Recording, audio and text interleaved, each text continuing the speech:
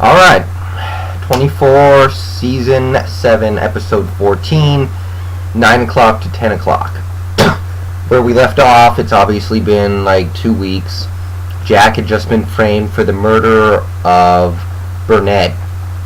Something Burnett. I keep thinking Kevin Burnett because that's the name of the Cowboys linebacker who's just joined the Chargers, but Burnett, the assistant to the senator. So he manages to enlist the help of Renee over the phone, trying to figure out who killed Burnett for real. It turns out to be a guy who looks a lot like Chef Ramses of Hell's Kitchen.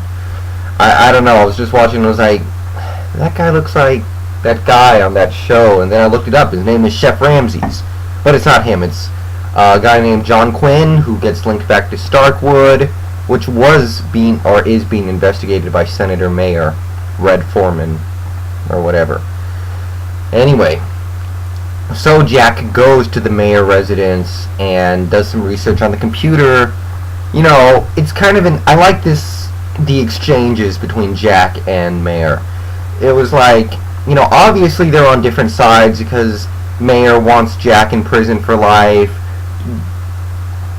etc. And then there's this whole thing where he basically takes Senator Mayer hostage.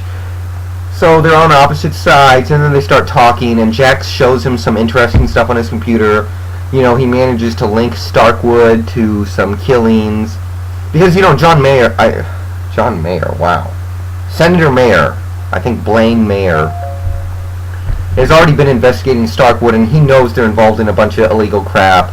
He knows that they're involved in, you know, transporting weapons in and out of the country illegally, you know, coercion and other subversive tactics or whatever. But he, as far as he knows, they have nothing to do with Juma. But he looks around on the computer and manages to find some reasonable evidence that Starkwood is linked to General Juman.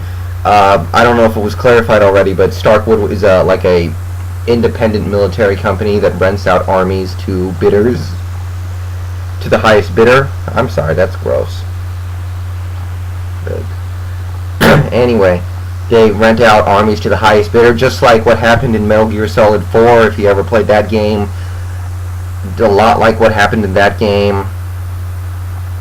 And basically it's starting to look like Starkwood developed a new biological weapon in the country of Sangala under the cover of the Juma regime in exchange for Starkwood helping the Juma regime get into America like they did. Meanwhile, back at the FBI, Larry Moss finds out that Renee was in contact with Jack, has her arrested, tries to question her, but, you know, she's very adamant about all that. So they get no help from her. Eventually, they use Morris, you know, Chloe's husband, to decrypt the message that Renee sent to Jack to try and figure out where he might be going or where he was or something like that.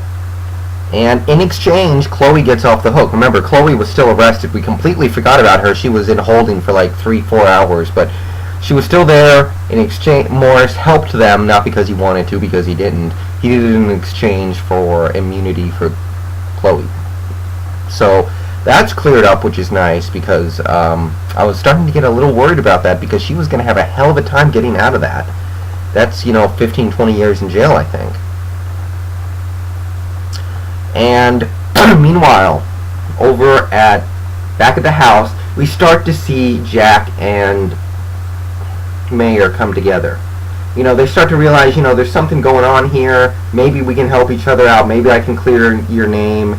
Maybe I can get you at least past this. I mean, for the long term, probably not. We know what Senator Mayer is about. We know he wants Jack. He wants Jack to be toast. He wants him out. That's just what he stands for.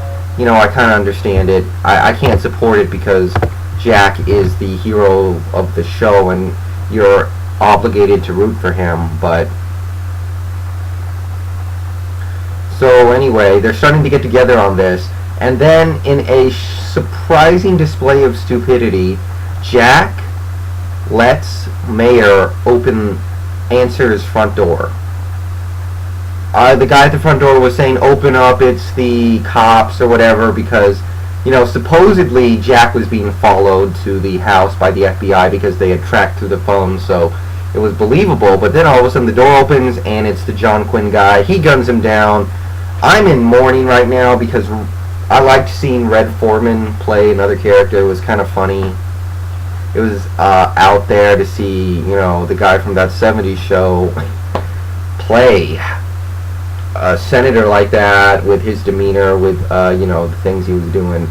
So I'm down about Mayer having to go out like that.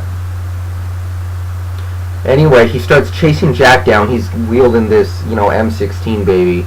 Trying to chase Jack down. They end up chasing through a construction site, and it's like an action sequence. It's not out-and-out action, but as far as 24 goes, I think it's the best type of action scene. I think when they get involved in these huge firefights, it's just boring, but anyway. Eventually, Jack lures him into a mobile home or something, turns it over with a trailer, with a tractor, and kills the guy, and manages to get some information off his cell phone. But just before the guy dies, he says the biological weapon is already here, and it is. All through this episode, we're seeing short scenes with Jonas. The guy's named Jonas. The guy played by Jon Voight. Talking about this shipment. We don't know what's in the shipment. We don't know what it's about. We don't know what they're going to do. But we start to figure out it must be a biological weapon that Starkwood is having shipped back into the country from Sangala. And it looks like it's already here.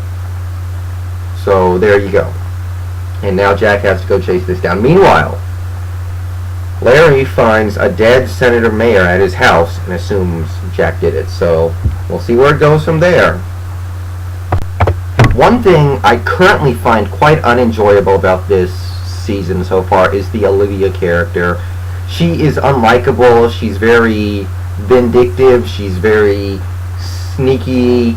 And she doesn't mean all that much bad. She's not a bad guy. She's not working with the terrorists. She's not trying to bring down the United States. But she is unlikable. She is bitchy. I can't get into this character. And, it's good to have good villains. I mean, I have no problem with the villains of this show because there would be no conflict without them. But I just don't dig this chick. She's just too... Again, bitchy, too vindictive. It doesn't work for me. But anyway, throughout this episode, I guess the story about Jack Bauer's escape leaks to the press, and Ethan blames Olivia for leaking it to try and get him in trouble because she obviously doesn't like him. That's another thing I don't like about her because I like Ethan.